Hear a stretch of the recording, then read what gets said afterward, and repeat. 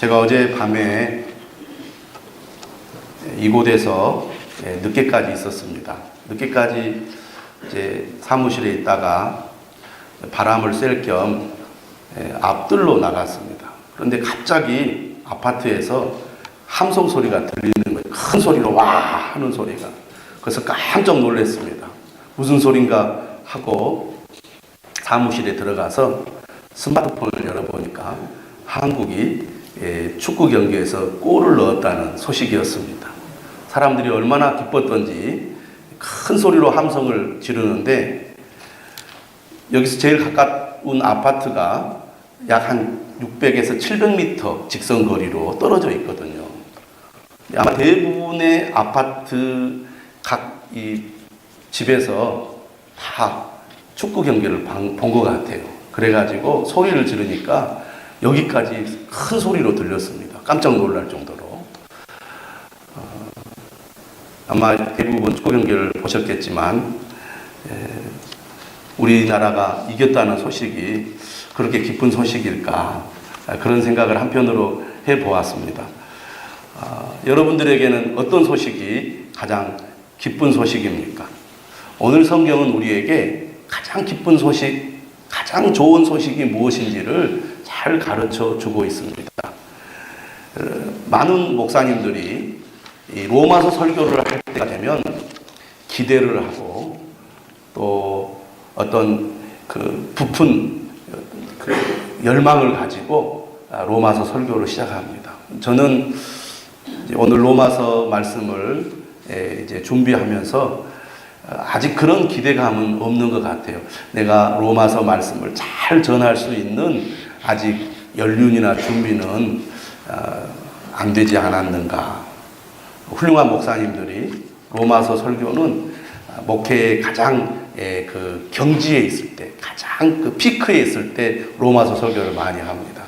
왜냐하면 기독교 역사적으로 볼 때 이 로마서가 매우 중요한 책이거든요. 로마서를 통해서 기독교 역사가 많이 변화되었다, 이렇게 말할 정도로 로마서가 기독교 역사에 끼친 영향이 크고 기독교의 위대한 인물들에게 끼친 영향이 큰 책이 바로 로마서입니다.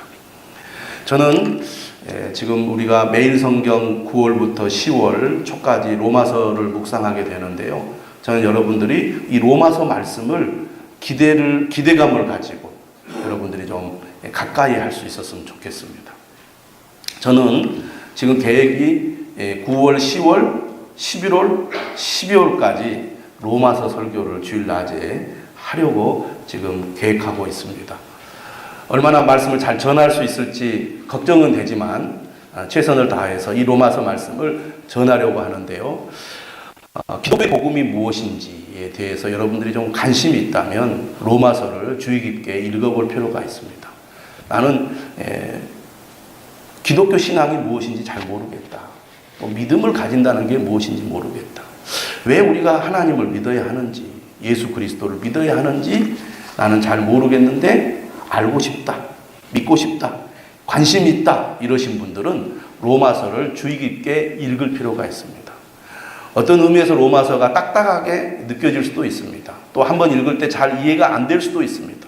그러나 여러분, 또 한 번 읽고 또 읽고 또 읽다 보면 로마서를 통해서 여러분들이 복음의 진수가 무엇인지, 하나님의 사랑이 무엇인지를 여러분들이 깊이 깨닫게 될 것입니다. 로마서가 인생을 변화시키고 또 시대를 변화시키고 민족을 변화시키는 그런 놀라운 책이거든요. 저는 여러분들이 이 로마서를 이 가을에 사랑하기를 주님의 이름으로 축원합니다. 로마서는 사도 바울이 로마에 있는 교회 성도들에게 쓴 편지입니다. 근데 이 로마 교회는 사도 바울이 개척한 교회가 아닙니다. 바울은 전도 여행을 통해서 많은 지역을 방문했고 그 지역마다 교회를 세우는 일을 했습니다. 그런데 로마 교회는 바울이 개척한 교회가 아닙니다. 그리고 한 번도 가보지 못했습니다. 그럼에도 불구하고 사도 바울은 이 로마 교회에 편지를 보내는데 가장 긴 편지를 보냅니다. 이 편지가 기독교 역사상 가장 위대한 복음의 책으로 불려진 바로 로마서죠. 사도 바울은 3차 전도 여행 중에 고린도에 잠깐 머무르게 되는데 그곳에서 로마 교회에 편지를 쓰게 됩니다. 바울은 로마 교회를 방문하고 싶었는데 이상하게도 길이 자꾸 막혀서 갈 수가 없었어요. 하지만 그들에게 복음을 전해야 되겠다는 생각으로 이 편지를 쓰게 됩니다. 바울은 시력이 좋지 않아서 직접 이 편지를 쓰지 못하고 더디오라는 제자에게 받아쓰게 했습니다. 그러니까 바울은 구술을 하고 더디오는 바울의 구술을 받아 적어서 이 로마서를 기록한 것입니다. 그리고 여집사 베베의 손에 들려서 로마 교회에 전달한 편지가 바로 이 로마서죠. 슈페너라는 학자는 로마서를 이렇게 평했습니다. 성경을 하나의 반지라고 한다면 로마서는 그 반지의 보석에 해당한다.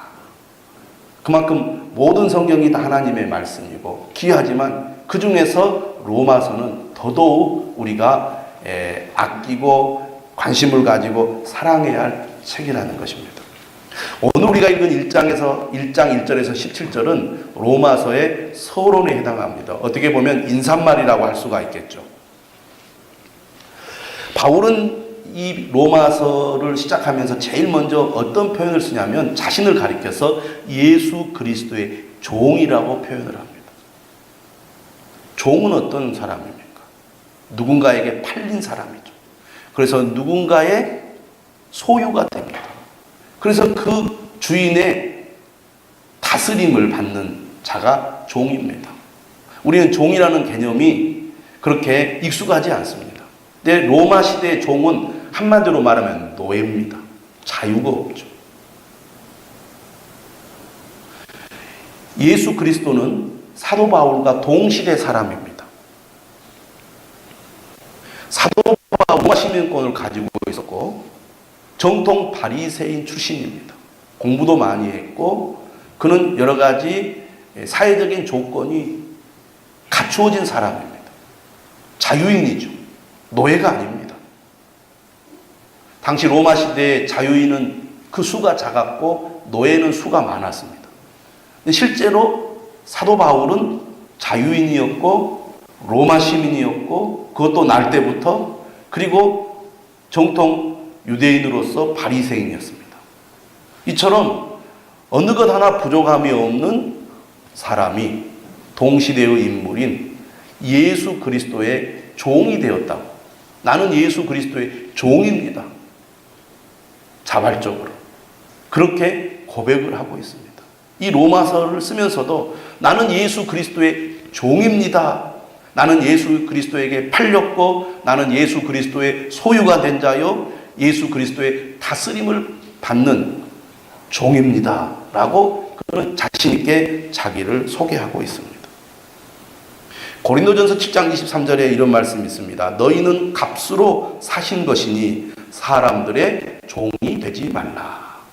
예수님이 우리를 위해 죽으심으로 값을 치르고 우리를 사셨기 때문에 우리는 예수 그리스도의 소유가 되었다는 것입니다. 그런 의미에서 그리스도인은 어떤 사람입니까? 그리스도의 종이죠. 고린도전서 6장 19절과 20절도 말합니다. 너희는 너희 자신의 것이 아니라 값으로 산 것이 되었으니 그런즉 너희 몸으로 하나님께 영광을 돌리라. 그리스도께서 사도 바울을 값으로 사서 소유하셨기 때문에 바울은 그리스도의 종이 되었다는 것입니다. 바울은 자신이 그리스도의 종이 된 것을 매우 기뻐했습니다. 자랑스러워했습니다. 여러분 우리가 누구의 지배를 받는다는 것, 누구의 종이 된다는 것을 좋아할 사람이 어디 있겠습니까? 하지만 바울은 예수 그리스도의 종이 되는 것을 영광스럽게 생각했어요. 예수 그리스도의 종이 된다는 말은 살아계신 그리스도께서 바울을 다스리고 있다는 의미를 가지고 있습니다. 갈라디아서 1장 10절에 사도 바울은 이렇게 고백합니다. 이제 내가 사람들에게 좋게 하랴 하나님께 좋게 하랴 사람들에게 기쁨을 구하랴 내가 지금까지 사람들의 기쁨을 구하였다면 그리스도의 종이 아니니라. 바울은 그리스도의 종으로서 그리스도를 기쁘게 하는 것을 영광으로 여겼습니다. 나는 그리스도의 종입니다. 그리스도가 나를 다스린다는 것. 이것은 매우 영광스럽고 존귀한 일입니다. 라고 사도 바울은 고백하고 있는 것이죠. 바울은 예수 그리스도의 종으로서 그의 삶의 목적과 관심을 어디에 두었느냐? 바로 예수 그리스도가 그에게 명령한 것, 그에게 부탁한 것에 그의 관심과 목적을 두었습니다. 자신의 관심은 오직 예수 그리스도입니다. 예수 그리스도가 그에게 무엇을 명령하셨습니까? 복음을 전하라. 너의 사명은 복음을 전하는 것이다. 사도 바울은 예수 그리스도의 명령을 따라서 복음을 전하는데 그의 삶을 바쳤습니다. 생명을 바쳤습니다. 오늘 우리가 읽은 본문 로마서 1장 1절에서 17절의 말씀을 보면 복음이라는 단어가 7번이 나오는데, 여러분 복음이란 무슨 뜻입니까? 우리가 잘 아는 대로 좋은 소식, 기쁜 소식이라는 것입니다. 사람들은 좋은 일이 생겼을 때 기뻐하고 환호하죠. 복음은 우리가 이 세상을 살아가는 동안 들을 수 있는 가장 좋은 소식이요 기쁜 소식입니다.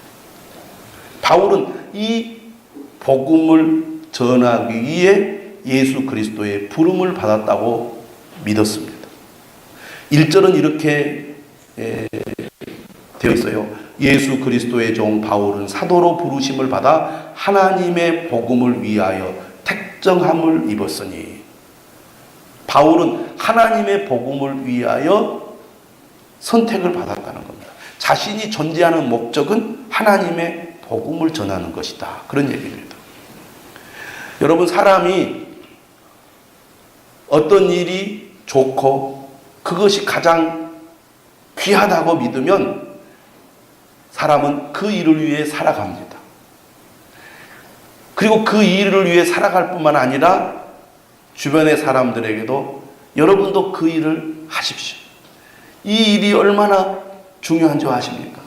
당신도 이 일을 위해 살아간다면 삶의 의미와 목적을 알게 될 것입니다. 바울은 복음을 전하는 것이 가장 가치 있고 의미 있는 일이라고 믿었을 뿐만 아니라 그렇게 믿었기에 다른 사람들에게도 그 일을 위해 살라고 당부합니다. 6절에 그렇게 되어 있어요. 너희도 그들 중에서 예수 그리스도의 것으로 부르심을 받은 자니라. 내가 복음을 위하여 이 세상에 존재할 뿐만 아니라 여러분도 복음을 위해 살아가도록 부르심을 받은 자입니다. 여러분, 예수 그리스도를 믿습니까? 예수 그리스도가 여러분의 주인이십니까? 그렇다면 여러분, 예수 그리스도를 위해 복음을 전하며 살아가는 것이 너무나 당연하고 자연스러운 거라는 것이죠. 2층 요하실 잘 들으시죠? 안 들립니까? 2층 요하실 안 들려요? 들려요? 예.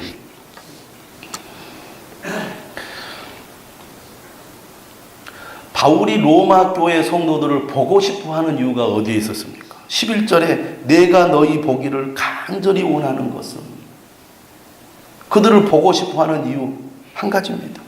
13절에 나오죠. 형제들아, 내가 여러 번 너희에게 가고자 한 것을 너희가 모르기를 원하지 아니하노니. 바울은 로마 교회 성도들을 보고 싶어서 여러 번 시도를 했지만 어떤 이유에서인가 그것이 계속 막혔어요. 15절에 사도 바울은 로마 교회 성도들을 보고 싶어하는 이유를 이렇게 말합니다. 그러므로 나는 할 수 있는 대로 로마에 있는 너희에게도 복음 전하기를 원하노라. 바울이 로마 교회 성도들을 보고 싶어하는 이유 한 가지입니다. 로마에 있는 너희에게도 복음 전하기를 원하노라. 복음을 전하기. 여러분, 그것이 좋은 것이 아니면 왜 전하려고 하겠습니까? 기필코 복음을 전하려고 하는 그 마음은 일단 사도 바울이 이 복음이 얼마나 좋은지를 알고 있었기 때문입니다. 이렇게 좋은 거, 이렇게 귀한 거, 나만 알고 있으면 되겠느냐? 로마에 있는 성도들에게도 알려야 되겠다. 한 번도 만나보지 못한 로마 교회 성도들.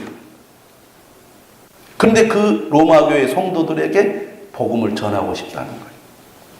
그런데 우리가 여기서 15절의 말씀을 다시 주목해 볼 필요가 있는데, 로마에 있는 너희는 누구냐면 예수 그리스도를 믿는 사람들, 믿지 않는 사람들이 아닙니다. 그들은 복음을 압니다. 복음을 들었습니다. 복음을 믿는 사람들이죠. 그런데 그들에게 복음을 전하고 싶다는 거예요. 그래서 사도 바울은 매우 길게 이 편지를 기록을 했습니다. 이건 우리에게 무엇을 얘기해 줍니까? 복음은 믿지 않는 사람들만이 들어야 할 말씀이 아니라는 것입니다. 예수 그리스도를 믿고 있는 사람들도 복음을 들어야 한다는 것이죠. 여러분, 그리스도인이라면 복음을 다시 들어야 할 줄로 믿습니다. 복음을 또 들어야 한다는 것입니다. 복음은 우리의 믿음의 순수함을 다시 회복시켜 줍니다. 우리가 신앙생활을 오래 하다 보면 내가 예수 그리스도를 믿을 때 그 감격, 내가 예수 그리스도를 믿는 이유, 예수 그리스도를 믿음으로 얻게 되는 그 놀라운 은혜가 무엇인지를 우리가 시간이 지나면서 점점 희미해져 가게 됩니다. 그런데 예수 그리스도를 믿는 이 믿음을 우리가 언제 다시 회복하게 되느냐? 복음을 다시 들을 때. 여러분, 하나님을 향한 그 은혜와 사랑이 많이 희미해졌습니까? 그렇다면 우리가 복음을 다시 들어야 합니다. 복음을 다시 들을 때 우리는 살아있는 믿음, 그리고 하나님을 향한 그 깨끗한 마음을 다시 회복할 줄로 믿습니다. 자, 그렇다면 복음이란 무엇입니까? 오늘 2절에 말합니다. 이 복음은 하나님이 선지자들을 통하여 그의 아들에 관하여 성경에 미리 약속하신 것이라. 오늘 말씀을 보니까 복음은 하나님의 아들에 관한 소식이라는 것입니다. 복음의 주제는 바로 하나님의 아들입니다. 그런데 이 하나님의 아들에 관한 이 소식은 언제 미리 예고가 되었느냐? 하나님께서 선지자들을 통하여 성경에 미리 약속하신 거라는 겁니다. 그러니까 구약은 앞으로 미래에 오실 하나님의 아들에 대해서 예언을 하셨고, 그 예언이 이루어진 것이 바로 예수 그리스도의 사건이라는 것입니다. 오늘 본문은 2절과 3절과 4절에 하나님의 아들이 어떤 분인지 소개를 하고 있습니다. 자, 우리 3절, 4절을 한번 같이 읽어보겠습니다. 시작.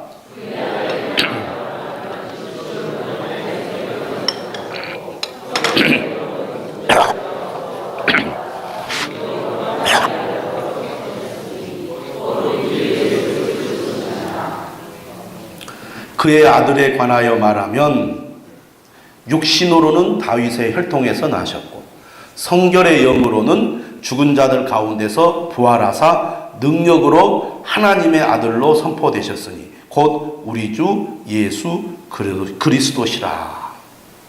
복음의 주제는 예수 그리스도입니다. 우리 주 예수 그리스도, 하나님의 아들이시죠.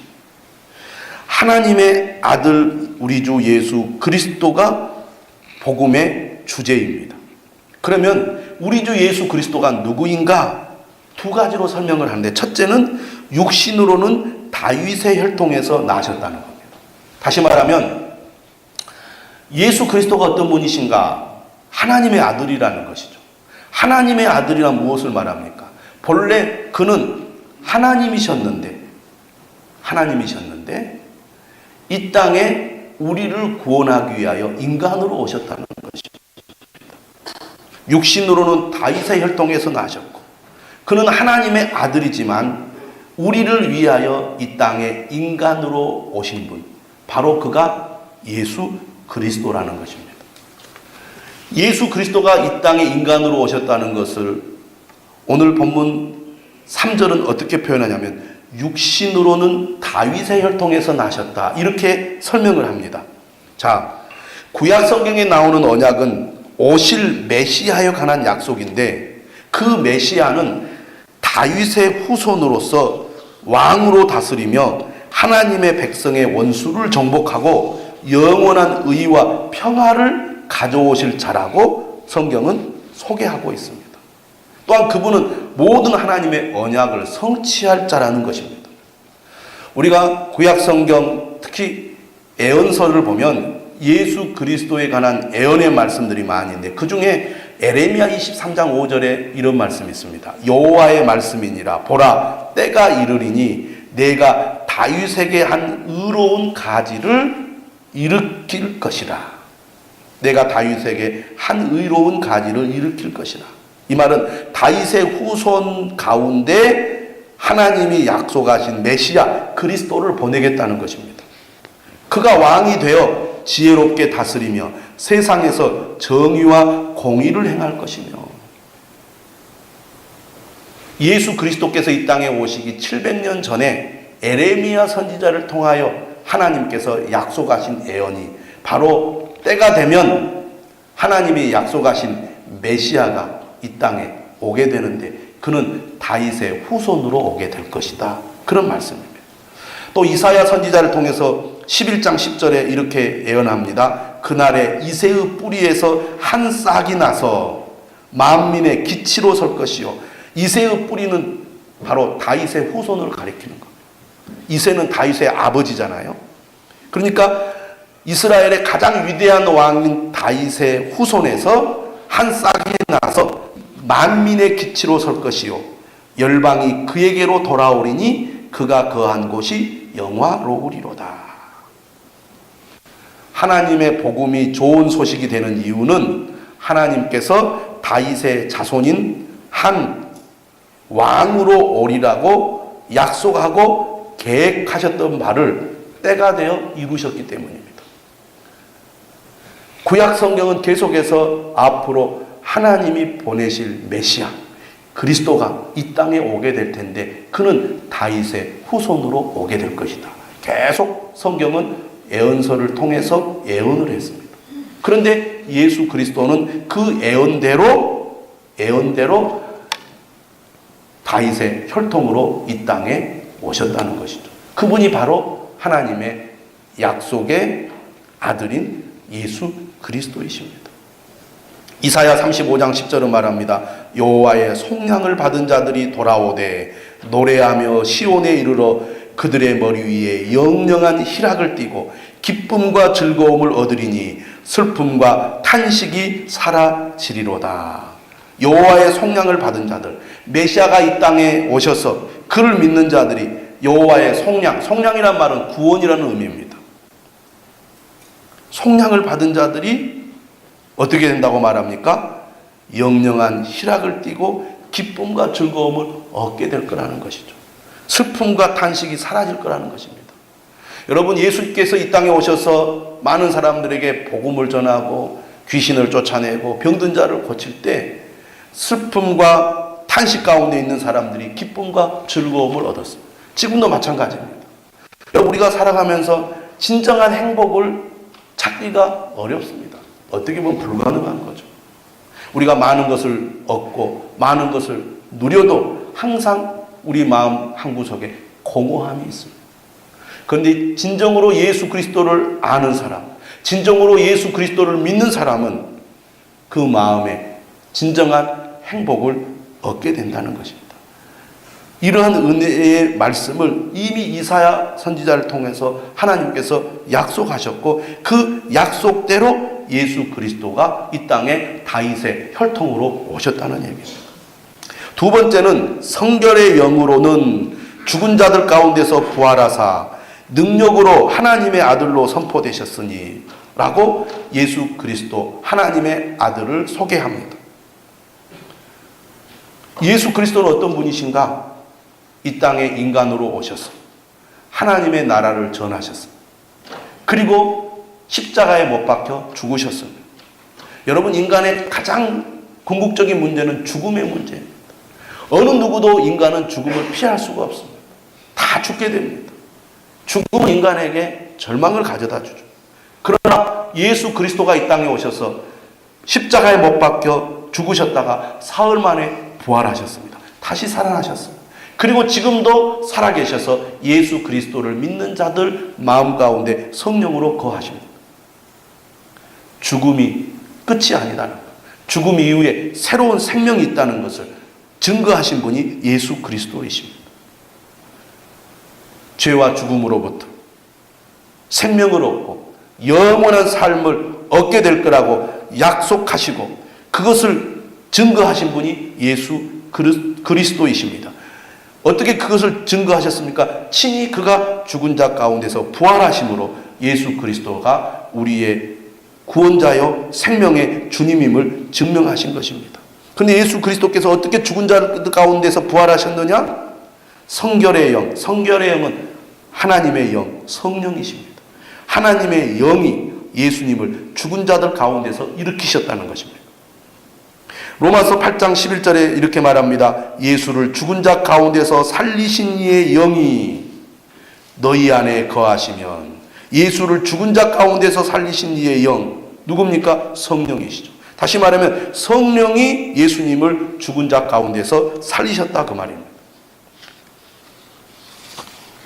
따라서 예수님을 죽은 자 가운데서 일으키신 일은 성령님이 하신 일입니다. 그런데 오늘 이 본문에 보면은 성령을 가리켜서 성결의 영이라고 이렇게 표현을 하고 있는데, 이 성결의 영이라는 말은 신약 성경에서 유일하게 나오는 단어예요. 여기에만 나옵니다.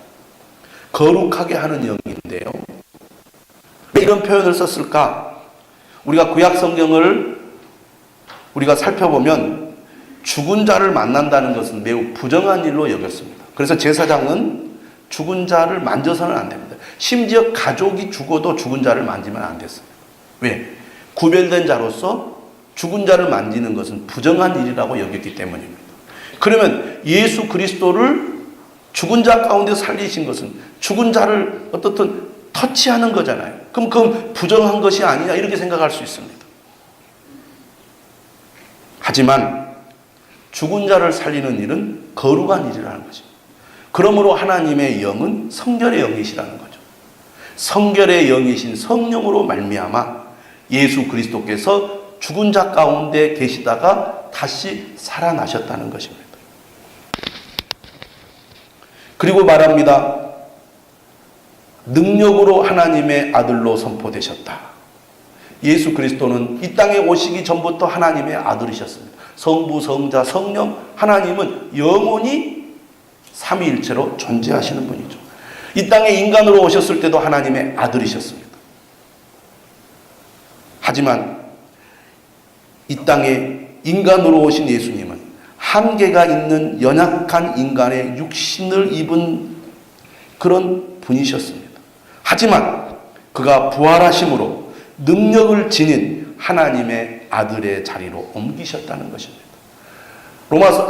마태복음 28장에도 하늘과 땅의 모든 권세를 내게 주셨다고 예수님이 선포하십니다. 예수님은 부활하심으로 능력을 지닌 하나님의 아들이 되셨음을 만방에 드러내셨습니다. 그래서 4절은 예수 그리스도를 가리켜서 성결의 영으로는 죽은 자들 가운데서 부활하사 능력으로 하나님의 아들로 선포되셨으니 곧 우리 주 예수 그리스도시니라. 이 세상에 존재했던 그 어떤 사람도 예수 그리스도와 같은 분이 없었습니다.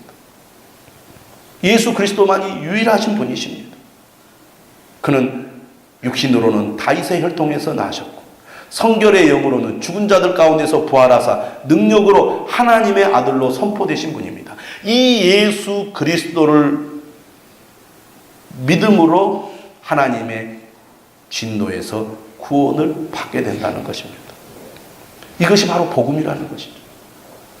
여러분 1장 18절에 보면 하나님의 진노가 나옵니다.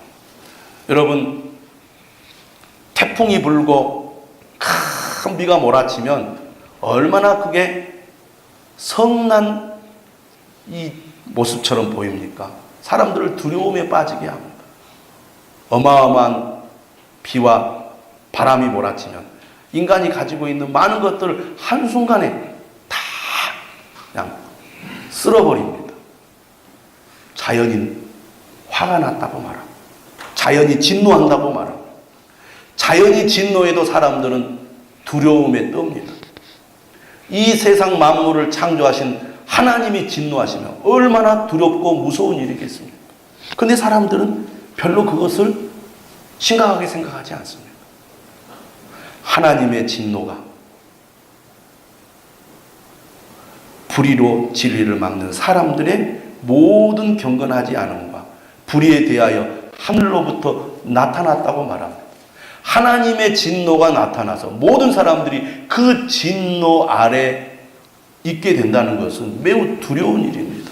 그런데 그 진노에서 벗어날 수 있는 길이 열린 것입니다. 바로 하나님의 아들 예수 그리스도가 이 땅에 우리를 구원하러 오셨다는 것입니다. 바울은 이 놀라운 복음의 소식을 알게 되어서 이 복음을 전하기 위하여 그의 삶을 다 주님께 드립니다. 그래서 오늘 본문 16절에 말합니다. 내가 복음을 부끄러워하지 아니하노니. 사람들은 복음을 부끄러워했습니다.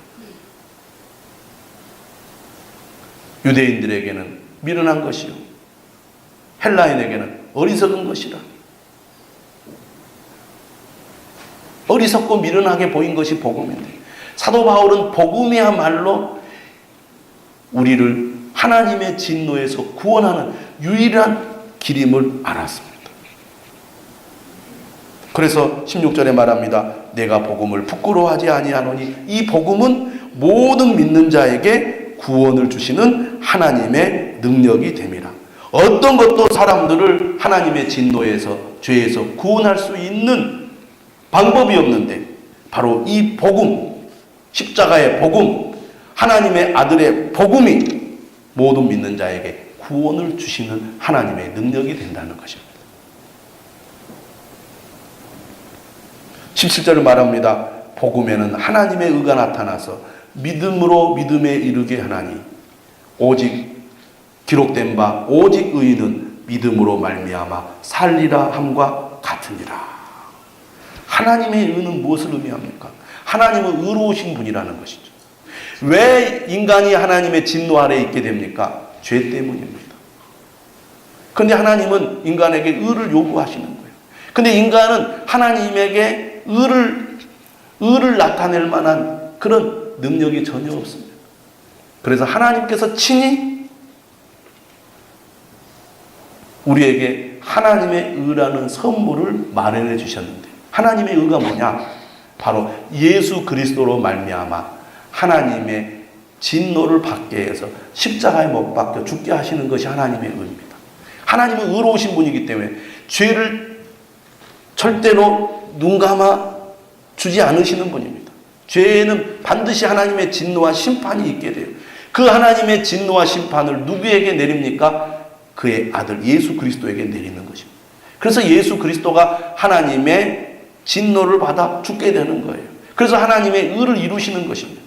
그로 말미암아 우리가 하나님 앞에 의롭다고 인정받는 그런 자로 서게 된다는 거예요. 그게 하나님의 의예요. 그래서 하나님의 의는 하나님의 선물입니다.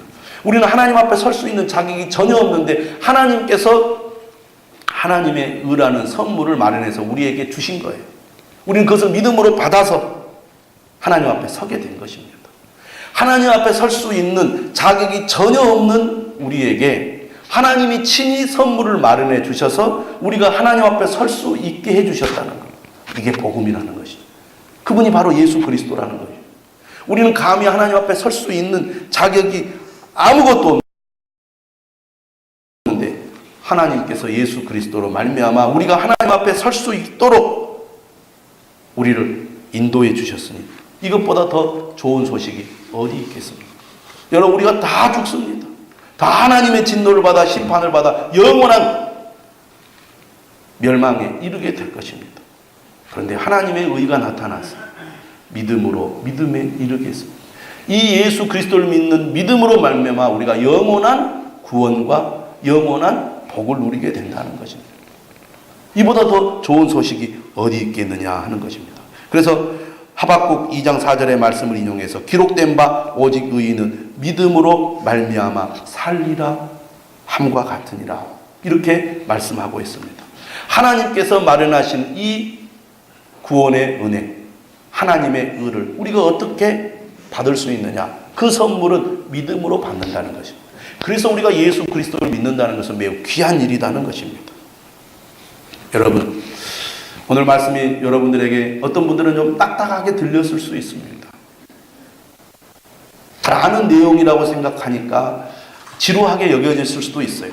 그러나 여러분, 하나님의 복음이 여러분에게 살아있는 말씀으로 들려지기를 바랍니다. 로마서 말씀을 여러분들이 읽고 또 묵상하고 듣는 가운데 하나님의 큰 은혜와 사랑을 여러분이 다시 한번 경험할 수 있기를 바랍니다. 하나님은 여러분을 사랑하십니다. 그래서 여러분을 불러주셨어요. 오늘 우리가 이 자리에 나와서 하나님을 예배하고 말씀을 들을 수 있는 것은 하나님께서 우리를 사랑하시기 때문입니다. 우리를 선택하셨기 때문입니다. 우리를 불러주셨기 때문입니다. 이것을 깨닫게 될 때 하나님이 우리를 얼마나 사랑하시는지를 알게 될 것입니다.